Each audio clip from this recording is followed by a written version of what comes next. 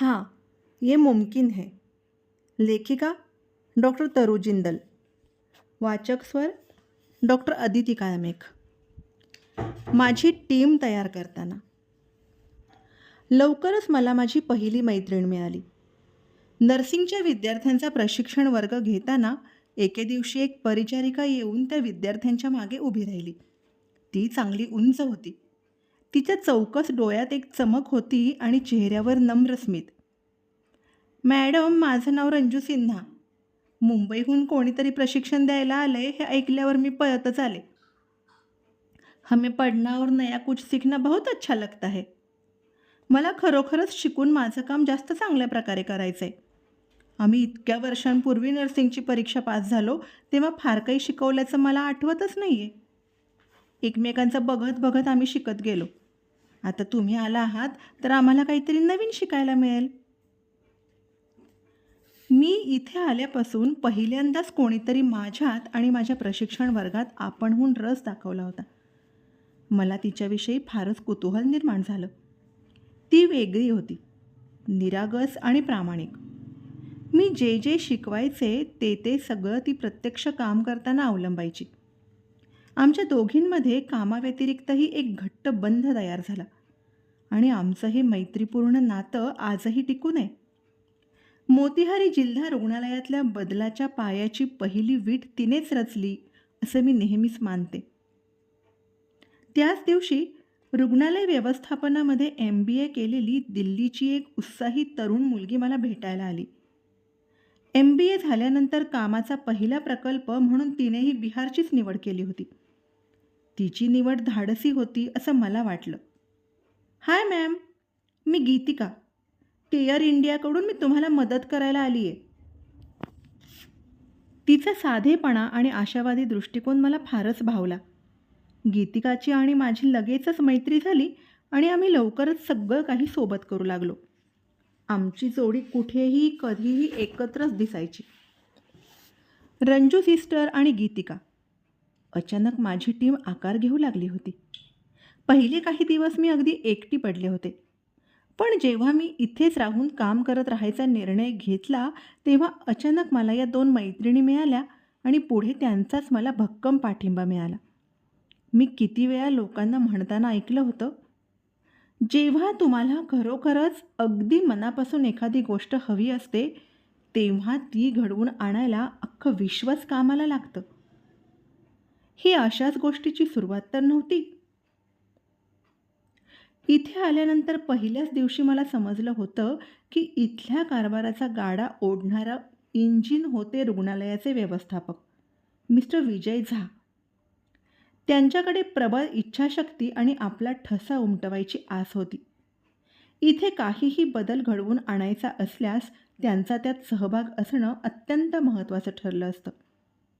अंतर्गत व्यवस्थेतलीच अधिकाऱ्याच्या पदावरची कोणी व्यक्ती जर मला सहकार्य करायला तयार झाली तर महत्त्वपूर्ण फायदे होऊ शकतात अशी मला खात्री होती. जिल्हा रुग्णालयाबाबत मी नोंदवलेल्या निरीक्षणांविषयी चर्चा करायला गीतिका आणि मी HM सोबत भेटीची वेळ ठरवली. विजय सर, जिल्हा रुग्णालयाची अवस्था फार वाईट आहे. मी जे जे काही पाहिलं ते मला तुम्हाला सांगायचं आहे आणि ती परिस्थिती बदलायला तुम्ही मला सहकार्य कराल अशी आशा आहे. साधन सामग्रीचा तुटवडा, सर्वत्र पसरलेलं घाणीचं साम्राज्य, अकुशल परिचारिका आणि शेवटी डॉक्टरांची गैरहजेरी या सगळ्याबद्दल मी त्यांच्याशी बोलले. HMच्या व्यक्तिमत्वातला चांगला गुण म्हणजे या सगळ्या त्रुटी त्यांनी मोकळेपणाने मान्य केल्या. परिस्थितीचा स्वीकार करणं ही नेहमीच बदलाची पहिली पायरी असते. मग बाकीच्या गोष्टी नंतर करता येतात. जोवर कोणीही स्वतःला वाचवायला बचावात्मक पवित्रा घेऊन गोष्टी नाकारत राहतं तोवर कधीच सुधारणा होऊ शकत नाहीत. स्वतःकडे म्हणजेच त्यांच्या रुग्णालयाकडे कठोर दृष्टीने पाहण्याची क्षमता HMकडे होती. इथे मोठा बदल घडवून आणणं गरजेचं आहे हे त्यांना पटलं होतं. आता आमच्या पुढचं सर्वात मोठं आव्हान हे होतं की हा बदल नक्की घडवून आणायचा कसा.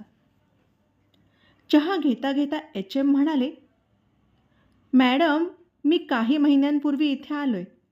माझी इथे बदली झाली तेव्हा काय घडलं हे मी तुम्हाला सांगतो. त्यावेळी या जिल्हा रुग्णालयात सरकारी परीक्षण झालं होतं. परीक्षक इतके अस्वस्थ झाले की जाताना म्हणाले होते, "इस अस्पताल का कुछ नहीं हो सकता. खतम है सब कुछ यहाँ." मला जेव्हा या रुग्णालयाची जबाबदारी सोपवली गेली, तेव्हा आधीचे सुद्धा मला म्हणाले होते, की हे बिहारमधल्या सर्वात बेकार रुग्णालयांपैकी एक आहे. इथलं काहीही बदलू शकत नाही. मला त्यांच्या शब्दांच्या निवडीचं आश्चर्य वाटलं नाही, कारण मी आधीही लोकांकडून अशीच विशेषणे ऐकली होती. मग काही क्षण थांबून ते पुढे म्हणाले, "पण माझी जिथे-जिथे नियुक्ती होते, तिथे-तिथे मी माझ्या परीने सर्वोत्तम काम करायचा प्रयत्न करतो. मी याआधी जिथे नियुक्त होतो, तिथेही मी बरेच बदल केले होते. फक्त मला तांत्रिक बाबींमध्ये मार्गदर्शन करायला कोणाची तरी गरज आहे. मी काही प्रसूती कक्षात जाऊन कशा-कशाची कमतरता आहे, कोणती औषधं विकत घ्यायला हवी आहेत, हे पाहू शकत नाही. या गोष्टी मला डॉक्टर्स आणि परिचारिकांनी सांगायला हव्यात. पण अजूनपर्यंत मला त्यांच्याकडून कोणतीही प्रतिक्रिया मिळालेली नाही आहे. काय काय लागणार आहे हे जर तुम्ही मला सांगितलंत, तर मी तुम्हाला पूर्ण सहकार्य करायला तयार आहे." त्यांचा हा आत्मविश्वास पाहून मला प्रेरणा मिळाली. पण तरीही माझं मन अजून साशंक होतं. कारण नुसता शब्द देणं काहीच अवघड नसतं. कोणाच्याही बोलण्यावर सहजपणे विश्वास ठेवता येणार नाही हे तोवर मला लक्षात आलं होतं. खास करून जेव्हा कोणी म्हणायचं, "आप टेंशन मत लो मैडम, सब हो जाएगा." सब हो जाएगा के चक्कर में कुछ भी नहीं होता. नशिबाने एचएमने माझी शंका खोटी ठरवली.